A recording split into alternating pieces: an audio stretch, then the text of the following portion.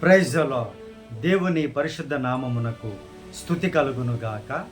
ఈ దినకాలపు ఆశీర్వాదపు లేఖనం పేతురు రాసిన మొదటి పత్రిక 5వ అధ్యాయము 7వ వచనము. ఆయన మిమ్మును గూర్చి చింతించుచున్నాడు గనుక మీ చింత యావత్తు ఆయన మీద వేయుడి. నిబ్బరమైన బుద్ధి గలవారై మెలకువగా ఉండుడి. ప్రియమైనటువంటి దేవుని బిడ్డలారా, తల్లిదండ్రులు ఏ విధముగా తమ బిడ్డల గురించి చింతపడుతూ ఉంటారో, ఏర్పాట్లు చేస్తూ ఉంటారో, వారికి కావలసిన వాటి గురించి ఆలోచిస్తూ ఉంటారో, వారికంటే గొప్పగా మీ గురించి నీ గురించి యేసుక్రీస్తు వారు చింతపడుచు ఉన్నారు. ఆయన చింతపడేది నీకు ఏదో లేదని కాదు, నువ్వు పొందుకోలేకపోతున్నావు అని చింతపడుతున్నారు ఆయన. నువ్వు ఆయన మాట విని జాగ్రత్తగా నడిస్తే సమస్తాన్ని నేను ఇస్తాను, నేను సిద్ధపాటు చేసి ఉన్నాను, కానీ మాట వినడం లేదు అని చింతపడుచున్నారు. నా బిడ్డకు సమస్తాన్ని నేను ఏర్పాటు చేశాను, ఈ భూమిని, ఆకాశమును, సూర్యచంద్ర నక్షత్రములను, సముద్రాలను, వీటన్నిటిని ఎందుకు చేశారు అంటే తన బిడ్డల కొరకు. తన బిడ్డలు పొందుకోలేకపోతున్నారే అని ఆయన చింతపడుచు ఉన్నారు. ప్రియ సహోదరి సహోదరులారా, అయితే మీరు దేని గురించి చింతపడుచు ఉన్నారు? ప్రభు యొక్క వాక్యములో, ప్రభు యొక్క ఆరాధనలో, ప్రభు యొక్క పరిశుద్ధతలో, ప్రభు యొక్క ఆత్మఫలములలో ఎదగడం లేదని చింతపడుచు ఉన్నారా? లేదంటే ఈ లోకములోనివి అవి లేవు ఇవి లేవు అని చింతపడుచు ఉన్నారా?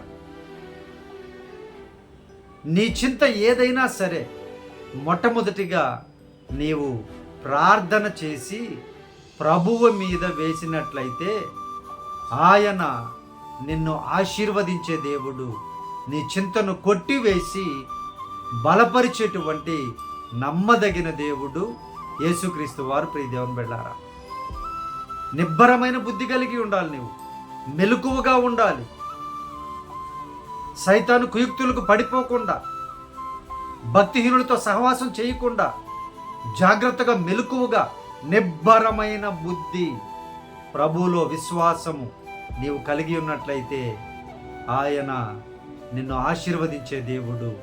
నీ చింతలన్నీ ఆయన తొలగించి సంతోషముతో నిన్ను ఆశీర్వదించే గొప్ప దేవుడు యేసుక్రీస్తు వారు. ప్రియ దేవుని బిడ్డలారా, ఈ వాగ్దానం చూసినటువంటి నీవు దేవుని ఆత్మఫలాలు పొందుకునే చింతలో ఉంటే మీరు ధన్యులే. ఖచ్చితంగా మీరు దీవించబడతారు. వాటితో పాటు ఈ లోకంలో ఉన్న సమస్తాన్ని కూడా దేవుడు నీకు అనుగ్రహిస్తారు. ప్రియ దేవుని బిడ్డ, ఏ లోటు లేకుండా నేను చూసుకుంటారు ఆయన ఖచ్చితంగా.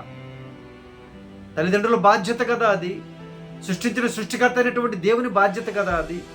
నీకు ఏ లోటు లేకుండా చూసుకుంటారు. అయితే నీవు ఆయన మాట వినాలి, ఆయన మీద నీ చింత వేసి ఆయన చెప్పినట్లు నడవాలి. ప్రియ దేవుని బిడ్డ, ఎప్పుడైతే ఆ విధంగా నడుస్తావో నీ చింతలన్నీ ఆయన కొట్టివేసి సంతోషముతో సమాధానముతో నిన్ను ఆశీర్వదిస్తాడు.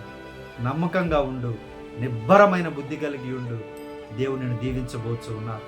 దేవుడి లేఖనమును మీ జీవితంలో మంచి నిబ్బరమైన బుద్ధిని, తెలివిని, జ్ఞానమును కలిగించినట్లుగా ప్రార్థన. పరిశుద్ధాత్మదేవ, మా ప్రియ పరలోకపు తండ్రి, ఈ వాగ్దానం చూసినటువంటి బిడ్డల జీవితాల్లో నాయన ఏ చింతలు ఉన్నాయో ప్రభువా, ఆ చింతలన్నీ నాయన మీ మీద మోపుచూ ఉన్నాము తండ్రి. అయ్యా, బిడ్డల పక్షముగా అయ్యా నీ దాసునిగా నేను నాయన ప్రభువా, మీ బిడ్డల చింతలన్నింటినీ నాయన మీ మీద మోపుచూ ఉన్నాం ప్రభువా. మీరే సహాయము చేసి బిడ్డలకు విడుదల కలిగించి అయ్యా నిబ్బరమైన బుద్ధిని దయచేయండి అయ్యా.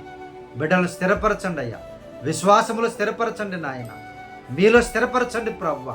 మీలో నాయన ప్రభువా సియోను కొండ వల్ల బిడ్డలు స్థిరపరచమని అయ్యా ఈ దినకాలపు దీవెనలతో, ఈ వాగ్దానపు దీవెనలతో చూసిన ప్రతి బిడ్డను సమృద్ధిగా దీవించి ఆశీర్వదించమని యేసు నామమున అడిగి వేడుకొనుచున్నాము తండ్రి. ఆమేన్.